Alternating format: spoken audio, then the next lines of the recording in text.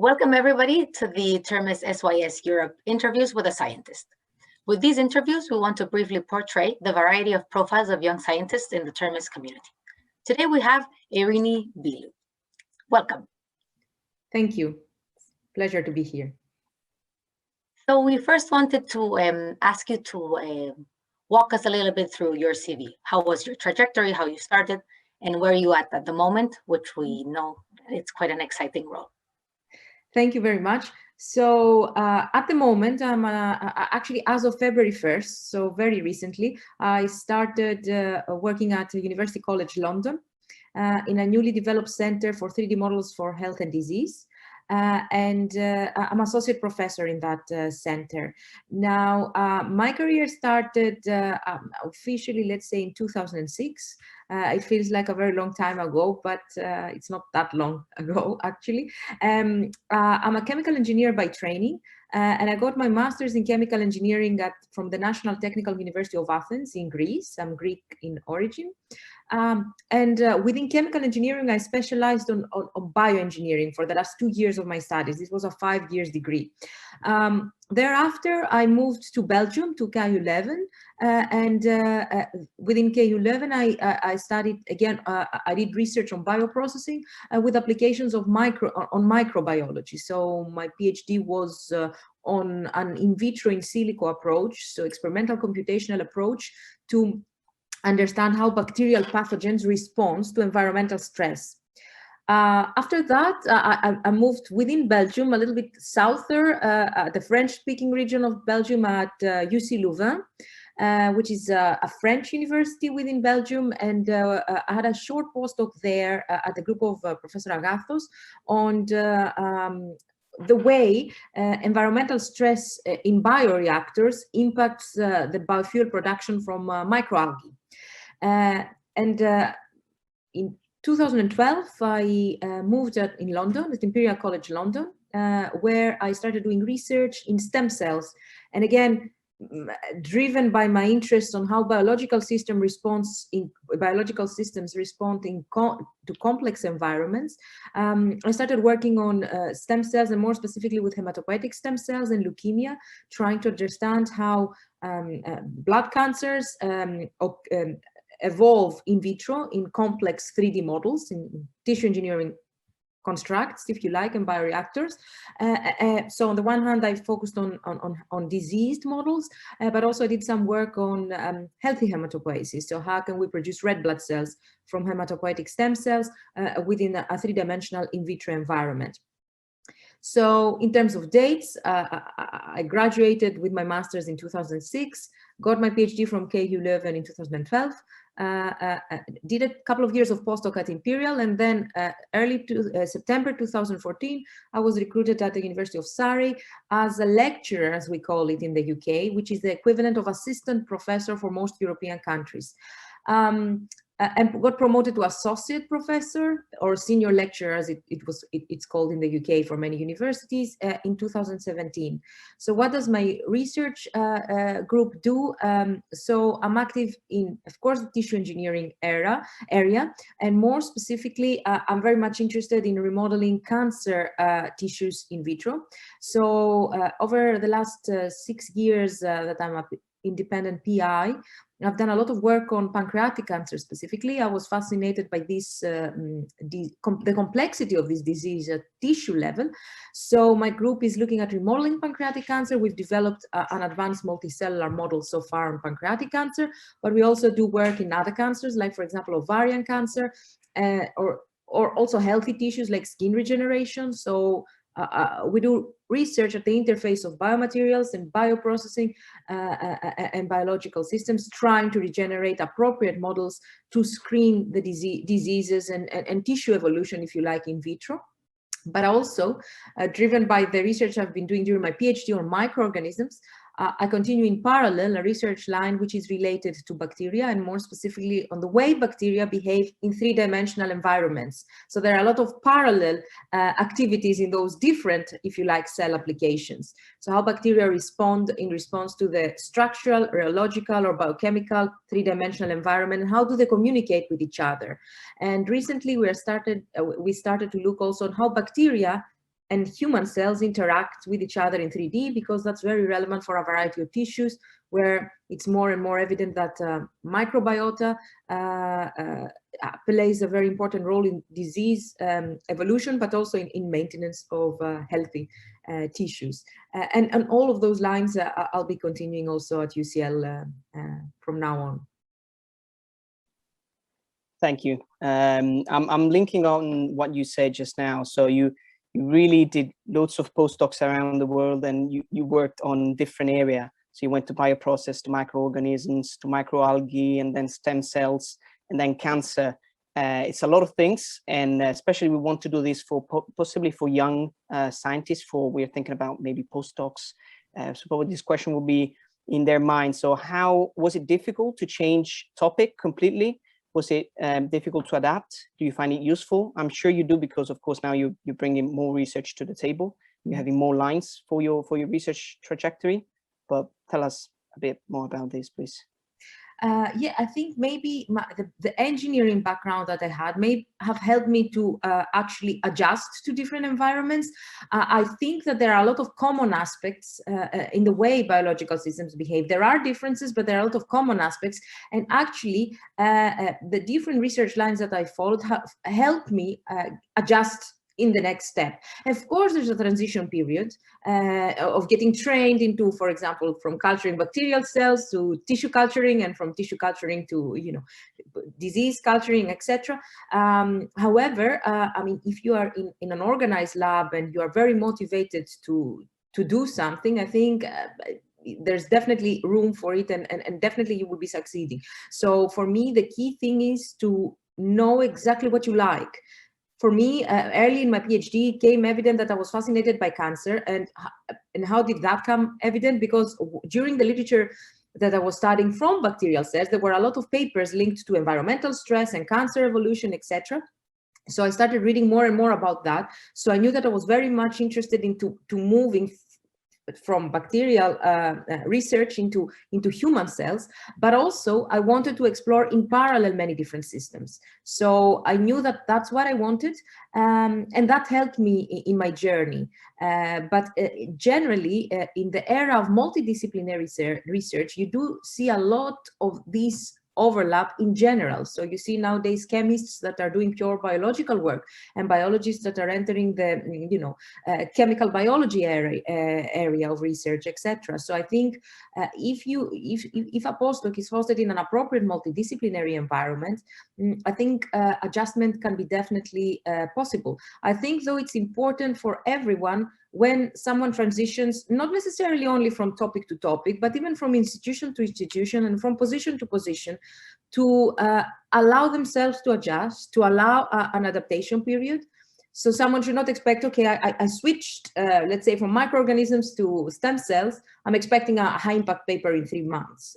So I think allowing yourself to adjust is an important aspect. Great, thanks. That was very interesting.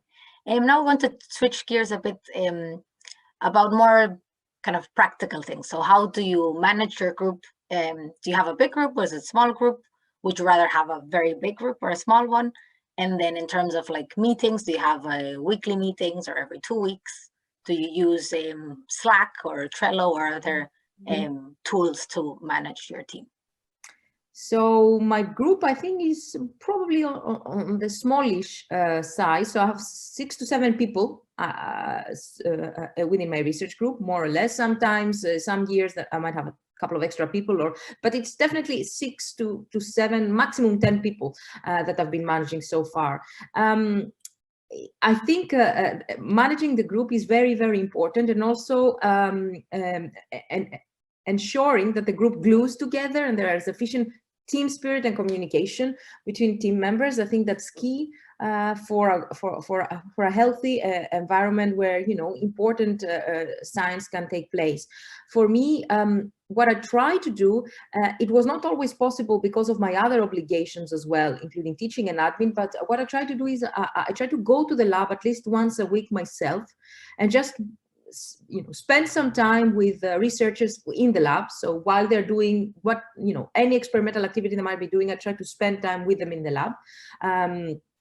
so I make sure not to press any wrong button, so that's one element of what I do on a weekly basis. And then on a bi-weekly basis, I typically try to have group meetings. Now, on a weekly basis, I meet with all of my group members one-to-one. So I spend, let's say, half a day in the lab, and then I try to have a one-to-one catch-up with all of my students, and postdocs. But the way I try to work, of course, in the pre-COVID era, it's trying to have as much as possible an open office policy where, you know, I could discuss at any moment anything that would occur with my group.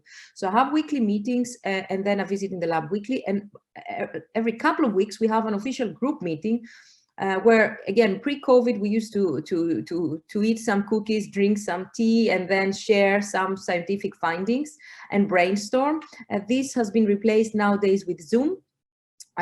So we meet in Zoom, and also indeed we do have shared folders in MS Teams or SharePoint where we do share interesting articles, important findings, etc. Occasionally, like in Christmas and so forth, we try to do something outside the scientific work, or sometimes we try to do it on campus. And this was working very nicely, and it's very important, again, before COVID, but all of this has been digitalized over the last year. Thanks. You kind of answer our next question. We wanted to ask how the pandemic affected your work, but of course, it's you already answered to this. So I'm going to switch to another question, which is a bit more a step back. So we were wondering, thinking about a postdoc that is transitioning, well, maybe a PhD that is transitioning to a postdoc. Would you suggest him or her to move to a larger group? I don't know, 30 people plus, or do you think a smaller group for a first postdoc is better? What's your opinion on this? So I think there are advantages and disadvantages in both cases. And again, the way the group runs really depends on the PI and the dynamics. So even a large group can work in a very integrated way, and a small group in a less integrated way. So it all depends on people. But normally I would expect that in a smaller group, a postdoc would have more chances to have a closer interaction with the PI and the individual group members, because the group is smaller. They spend, you know, inevitably there would be closer interactions, while in 30 people group, you might end up not seeing all of your lab mates for at least until the next group meeting at least, and then you see them only officially through meetings. But having said that, in a large group, you might find many different expertises, right? So it all goes down to the dynamics of the group. And I guess there are pros and cons in both options, but I think the most important question before joining a group for a younger, graduate, PhD graduate, is really to think, okay, what do I want to do? What topic would I like to explore? And even if the topic has differs from the content of the PhD, that should not be a discouragement for the person. I think another important aspect that someone could consider is mobility. And again, for me, I've worked in 6 different universities in 3 different countries, and I think that was a very valuable experience. So I would recommend also the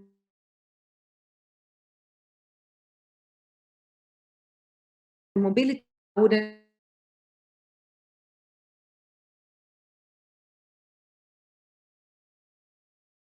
That's meant to change country, because that's definitely an eye-opening in science.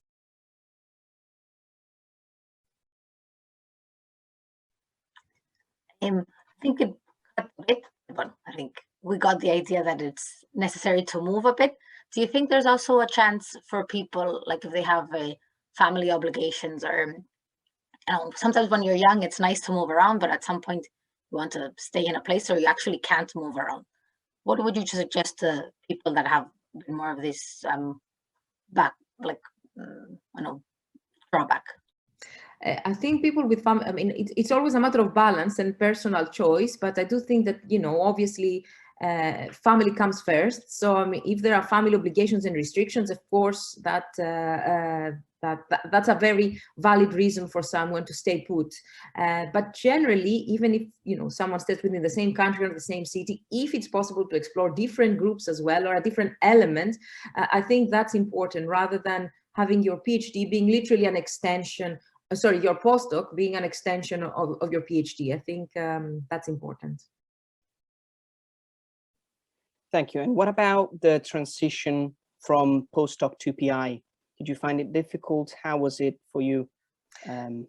It is definitely challenging because at the beginning, you know, of course, it's very exciting to get a new, a permanent position in a university. It's really very exciting, and of course, a reason to celebrate. So, but following the excitement comes a great challenge to balance three things at the same time. So, during your postdoctoral years, you would focus on research and scientific writing and conduction of experiments, but while you transition into a PI, you've got your research element, but also for the majority of the universities, you have teaching and administration. So you need to jiggle all those three things together, and sometimes it really feels like, you know, all of a sudden, oh, I've engaged into 3 jobs instead of 1. So I think at the beginning, a very big challenge for most young scientists would be juggling the administration, the teaching, and the research.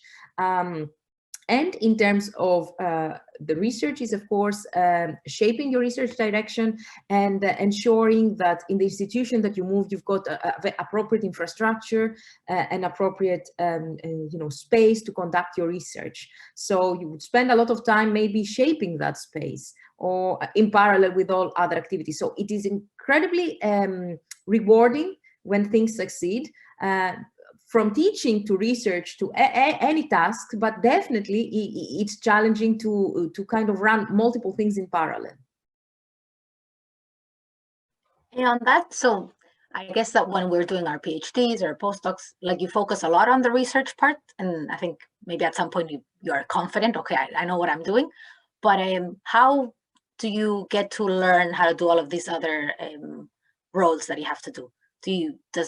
Did your university offer certain courses to teach you how to do it, or it's just learning by doing and, you know, hoping you're doing the best you can?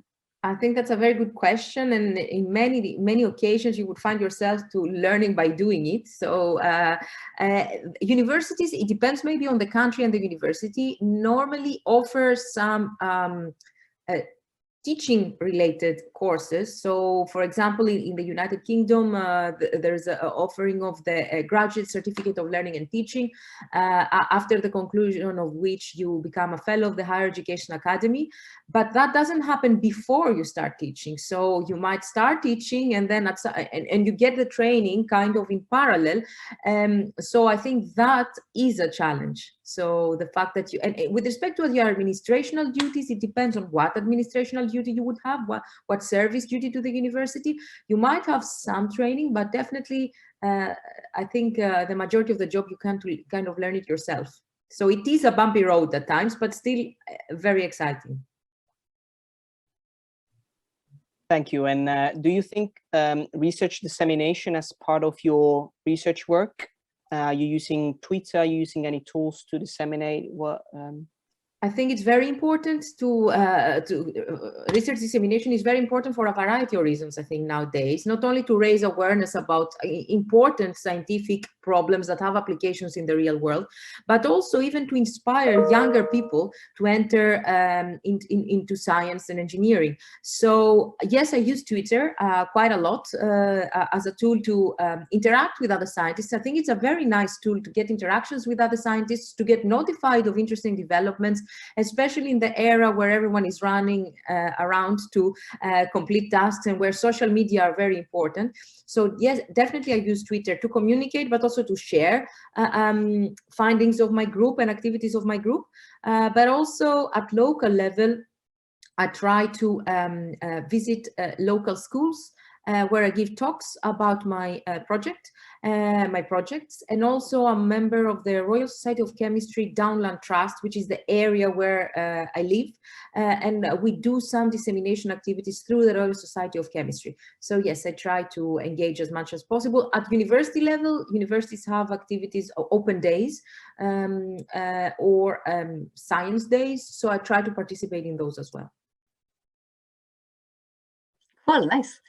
And then in terms of grants and grant writing, for example, what would you recommend when would you start writing your own grants to get your own little bits of money, or would you go directly to one of these big grants? Or I think starting with smaller grants is probably better, and as fast as possible. Even if during the PhD years of someone, you can actually contribute to a small piece of a funding competition for the group, let's say equipment or anything. I think it's definitely a very big school, because grant writing is something which is also very different to writing a paper. So the earlier someone starts, the better. And I think it's better to start, yes, with smaller grants that are probably targeting your career stage, for example, early career grants, followed by bigger grants. And of course, in bigger grants, it's always important to consider collaboration with other people, and you can really learn from that collaboration, especially in a multidisciplinary field. But with the grants, I do think that it is really important to remember the very low success rate, which is becoming even lower nowadays. So someone should never get discouraged. Easy to say, difficult to do. Although I'm a six years PI, it's still difficult to digest how competitive grant writing is. But it's just one of the things where you have to, do your best when you write it. Think while you're writing it that I'm going to get it for sure. And the moment you submit it, forget about it. Consider that you're not going to get it and move to the next grant. So I would say the earliest possible, bearing in mind though that it is one of the most competitive processes, and even if it's a great grant scientifically, it might not work for a variety of reasons that are not necessarily related to science. So thanks. So when you were starting writing grants as an early career research, did you sort of ask for the support from your PIs, from your past PIs, from your mentors to write grants? How did you start the process? So when I wrote a little grant when I was a PhD student, and for that, yes, I had support from my mentor, and some equipment grants that were written jointly with more senior members of my group, so that helped a lot. But also as a young PI, when I started writing a little bit bigger grants, I did collaborate with my mentor, and I think that was tremendously helpful, because indeed it helped me understand how to shape a grant. So definitely getting advice from colleagues that are more experienced and from your mentor, it's invaluable. Then you receive feedback from the reviewers, but sometimes that feedback will not always be useful, or it's not going to be always detailed. So I think that the feedback I received from group members and my mentor was very important. Some universities also, or most universities, have a peer review system as well, where you can submit your grant for revision within the university, where colleagues within the university review the grant. That's a great system, but what is important in that system is to make sure that the colleagues that review your grant are scientifically related to the grant. And that doesn't always happen, because sometimes in the university, if everyone working in a topic is involved in a grant, then there's nobody else to review it. So I think that can be a little bit challenging. nice. And now we'll change a bit as well. The topics more about how to manage family and your social aspect of your life, which we all want to have, with the high load of work that involves being a PI. I think that's a very big challenge, and a constantly evolving balance. Again, because as I mentioned before, we are doing like 3 jobs in one, actually 4 jobs. It's research, mentoring of researchers, administration and teaching. It's very, very difficult to be carried away. It's not a 9-to-5 job where, you turn off your computer and just leave the office. It's a continuous occupation of your brain as well. And the tasks are sometimes so many that you might never, if you don't put boundaries yourself, you will never switch off. You could continue 24/7 doing things for research, because it's a continuous process. It's like a good quality wine. It needs time and patience for it to mature. So I think that balance is a very big challenge, and a way to try to achieve a successful balance between personal life and work in academia is really putting boundaries and trying to manage your time as efficiently as possible. And to that respect, once a senior colleague gave me a very good piece of advice, and I quote that: it's important to start learning to say no. So most things will be very exciting, and you will receive a lot of queries to conduct many different tasks, either in teaching, research, or admin. But it's important to put the boundary of what you can realistically do and what becomes unrealistic. And of course, it's important to learn to say no to things that are impossible to handle. And also, it's important to learn to say yes to the correct things that will help you develop further in your career. But putting boundaries and having a very strict request from your own self to manage that time is important. A good tip when the load becomes very, very high is to try within your weekly agenda to have things like a free day, where usually that day gets piled up with emergency things that can happen, or reminders on your phone like time to stop work, start your hobby, or now it's time to cook or to do anything else related to your family. Of course, someone that has kids as well, the schedule of, I don't have kids yet, but the schedule of the kids might help as well, because if you have to pick up your kid from school, you have to stop and you have to focus on something else. Thank you. That was really helpful. I'm sure lots of people will find it helpful. And you were saying that you changed so many countries. You went around the world. You traveled a lot, and you moved from one place to another.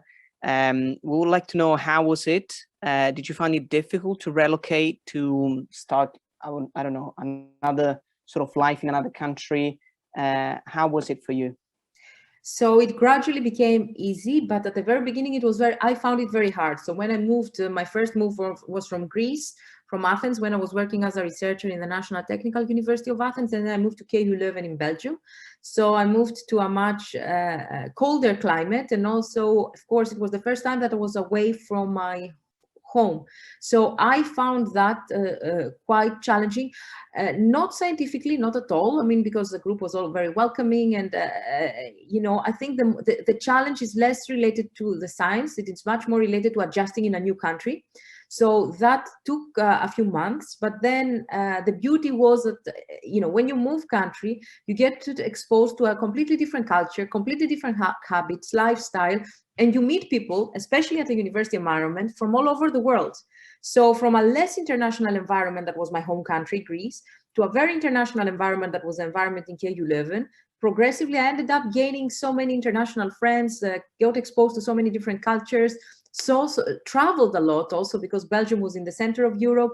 So that ended up being very, very important. And actually, if I look back, my PhD years were the best of my life so far on that respect. So at the beginning, I felt very challenged, but then once adjusted, I really enjoyed. When I moved, my second move locally within Belgium was much smoother. And of course, when I moved from Belgium to the UK, again, it was much smoother. It's never completely easy. You always need to adjust into a new lab, into a new environment, into a new neighborhood, into a new city, but it progressively gets easier. And from all the countries and laboratories, you get something, not only scientifically, but as I said, in terms of culture. And you end up being a fusion of all of those places and cultures, which is, I find very important.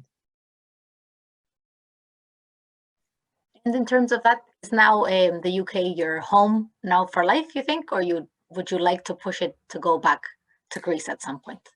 That's a good question. The thing is, at the moment, I'm very satisfied, and I'm very excited also for my new post. And UK is, again, at the moment, very international. So it very much feels like home. And also my husband is Italian, so we are a mixed couple. So being in an international environment is really very, very important also for my personal life. So for the moment, I'm not thinking of relocating to Greece, but because in science things evolve so dynamically, and you know, things might be very different in a few years down the line. So I'm not excluding it, but it's not something I'm looking for at this stage. Great. Maybe so at some point you will go back to Italy, not go back to Italy, but come to Italy, basically. Yeah, maybe. Yeah. Maybe that would be also interesting. That's something also we can, sometimes we joke with my husband, that could be something good. And there are many tissue engineering groups in Italy, actually. Great. Amazing. Mhm. I have a question about, so what inspired you to be a scientist? Were you, I don't know, really good at math in school, or can you tell us a little bit more about how you get inspired to start a career in science? So when I was 6 years old, when I started school, I was a horrible student. And I hated languages, especially Greek, although I'm Greek. So I struggled really at the early years of school. My teachers were giving terrible feedback to my parents. So she's never gonna succeed in anything, you know, but actually when science kicked off, I started loving it. So I completely transitioned from being a horrible student that was struggling with calligraphy and languages and to a very passionate student when maths came into game, and physics and biology and chemistry. So I liked all of the sciences.